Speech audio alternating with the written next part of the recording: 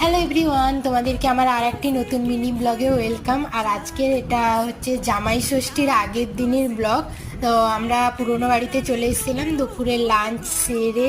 সন্ধ্যার সময় বোন আর দাদাবাবু এখানে মাছ ধরছে, ওরা ওই 3টা পুঁটি মাছ ধরেছে। ওই দিকে ওরা মাছ ধরছিল দুজন, আর আমি আর মৃন্ময়ী একটু বেরিয়েছিলাম ওই রাস্তাতে ঘুরতে, একটু বাতাস খেতে। কিছুটাই গিয়েছিলাম, প্রচুর গরম ছিল এই দিন। তারপর এদিকে এসে দেখি না মিমি চলে এসছে।